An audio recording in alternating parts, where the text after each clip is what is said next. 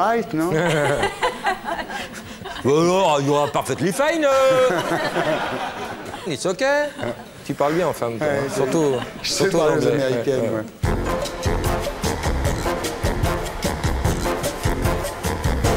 Bonsoir, Marie Higgins-Clark et Carole Higgins-Clark, sa fille, Jean Rochefort. Laquelle est la maman? Laquelle est la maman? C'est celle du milieu, la maman. I'm guilty. Yeah. Oui, oui, je suis coupable. D'accord. Laurent, est-ce que tu connais Marie Higgins-Clark? Non, mais je dois avoir une fiche. Oui, j'ai une fiche. Tennis? You play tennis? Yeah. I write, I write. On l'appelle... J'écris. Ouais. On vous appelle Bloody Mary ou la reine du suspense. Vos romans sont publiés dans le monde entier, sont des best-sellers internationaux. Vous avez vendu pratiquement 300 millions d'exemplaires. Ça peut dire. Ah oui, parce qu'on reçoit quand même pas mal de gens ici qui en vendent 25 000, donc 300 millions d'exemplaires.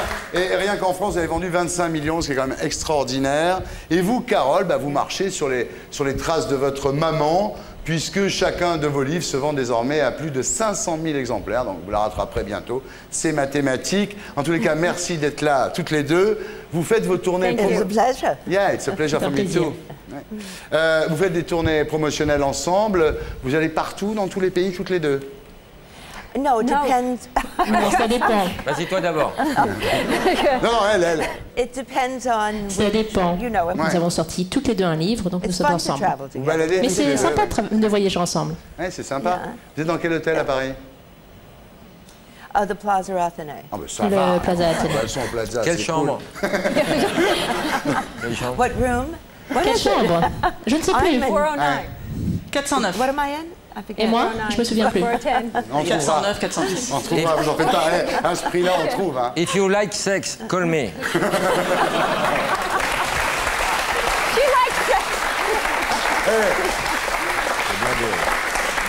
Vous restez longtemps à Paris? Elle a l'air blindée, vas-y, enchaîne. 1 week. Une semaine. Parfait. Depuis votre dernier voyage en France, est-ce que vous sentez une différence d'attitude des Français par rapport aux Américains suite aux différends qui nous a opposés sur la guerre d'Irak? No, the French have always been Non, very kind. je dirais que les Français ont toujours été gentils avec nous et ça continue. Ce sont mes amis. Laquelle des deux est la plus proche intellectuellement, évidemment, de George W. Bush? Aha. Well, we know the Bushes. Bien, I like nous to les say they connaissons, nous are connaissons les Bush. friends. Ce sont In a des amis. respectful manner, I mean that. And Je les respecte. what he Les felt was décisions right, qu'il a not because he prises wanted something. correspondaient à ce qui lui semblait bon. Et ce n'est pas parce qu'il voulait quelque chose. Et Ouais. vraiment, je le pense. Vous pensez qu'il est sincère? Oh, absolutely. Absolument. Absolutely. Vous pensez qu'il est équilibré psychologiquement?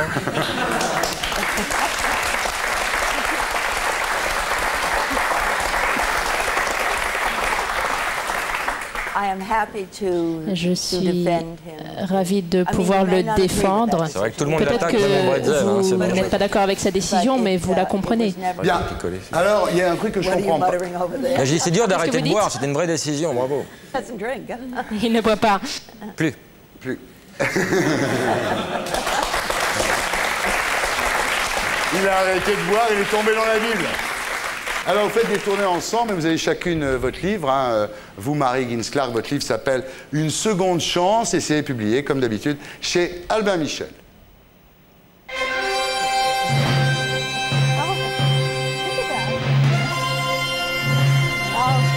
Very good.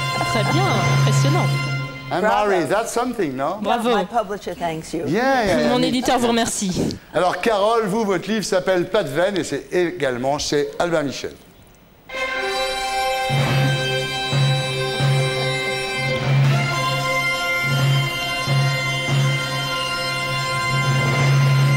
Alors Marie, une seconde chance, donc c'est l'histoire de Nicolas Spencer, qui est directeur d'un laboratoire pharmaceutique, qui disparaît mystérieusement dans un accident d'avion au moment où le vaccin anticancéreux sur lequel il travaille, enfin son labo travaille, est refusé sur le marché par les autorités.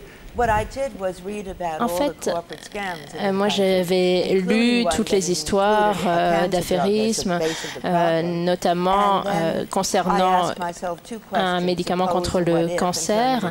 Et en fait, je me suis posé des questions à ce sujet. Et c'est comme ça que j'ai eu l'idée de ce livre. En fait, le chercheur disparaît, on refuse d'autoriser la mise sur le marché de ce médicament et une journaliste fait donc l'enquête et puis elle écrit un article et essaie de découvrir la vérité.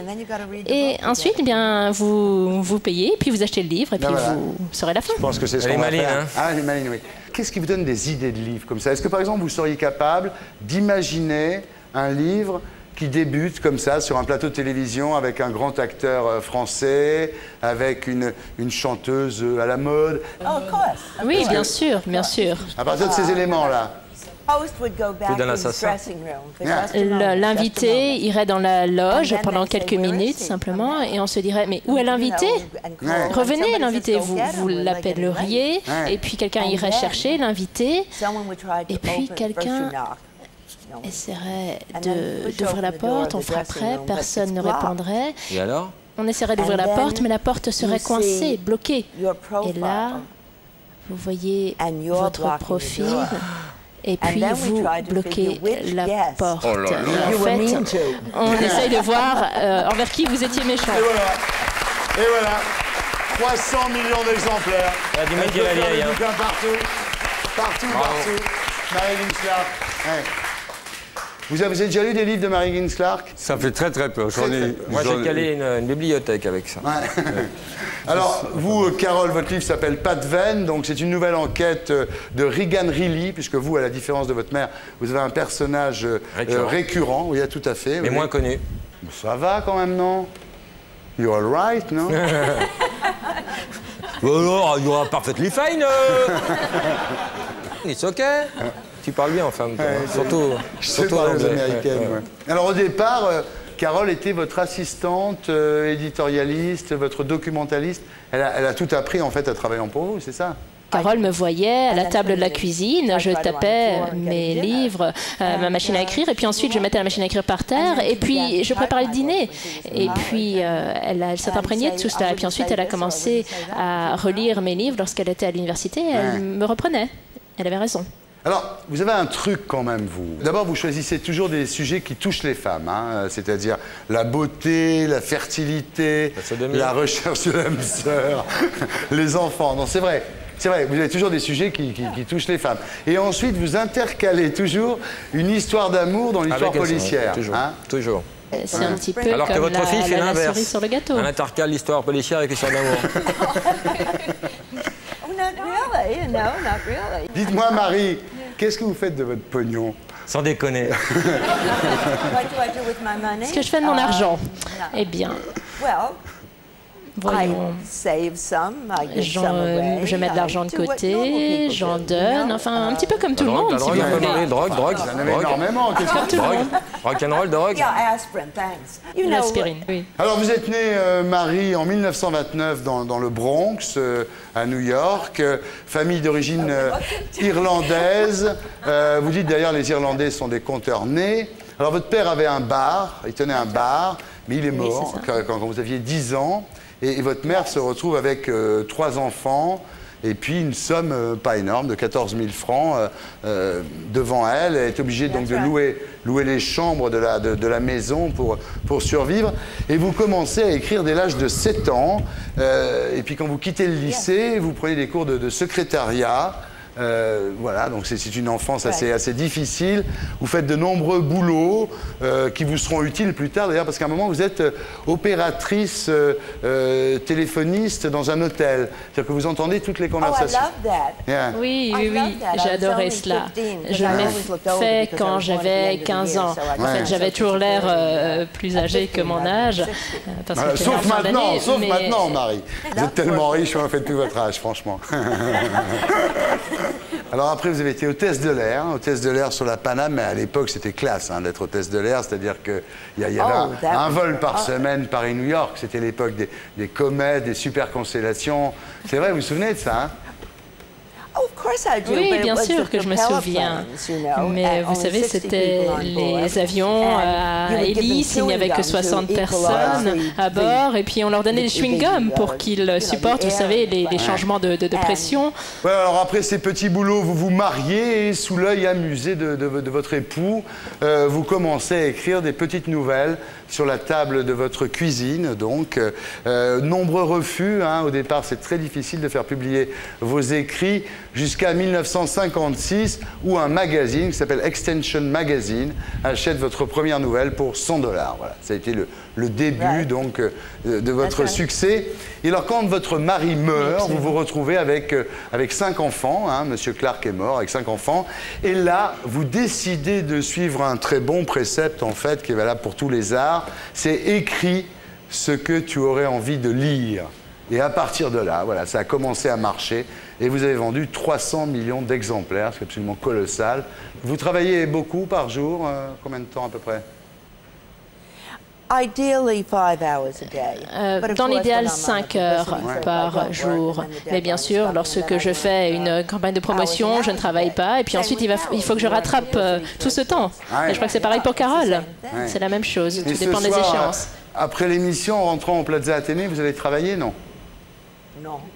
Non. Vous allez boire? Je crois que je vais dormir et puis rêver. Vous êtes excellente. Là, comment vous appelez la traductrice? Tasmine. Tasmine, vous êtes excellente, Tasmine. Est-ce que vous aimez les livres de Mary Higgins Clark? Oui, bien sûr. Ça vous plaît? J'ai un peu peur. Oui, ça fait peur. Vous savez que même elle a peur. C'est-à-dire que certaines fois, elle est en train d'écrire comme ça pendant la nuit. Et puis une fois, c'est vrai, hein, il y a le feu qui s'est rallumé dans la cheminée. You remember that? Oui, ce qui s'est passé, c'est qu'en fait, lorsque l'on écrit ce type de livre, et puis que vous êtes toute seule la nuit, vraiment dans votre livre, et puis qu'il y a un bruit, vous savez, les maisons font des bruits, eh bien, on saute tout de suite à ce moment-là. Tu as quel âge, Tasmine? 26 ans. Tu es comment physiquement? Vous faites quoi cet été, Tasmine?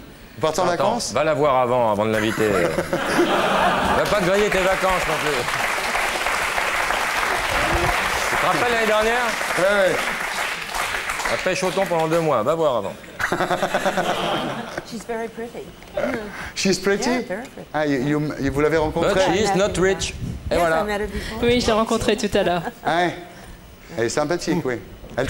Est-ce qu'elle traduit bien, Tasmine? Oh, fabulously. Oui, c'est extraordinaire, très bien.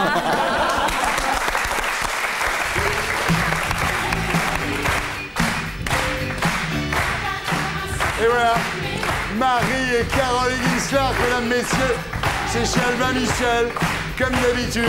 Et ce sont les best-sellers de l'été. Pour les plages, eh oui, les pavés de la plage.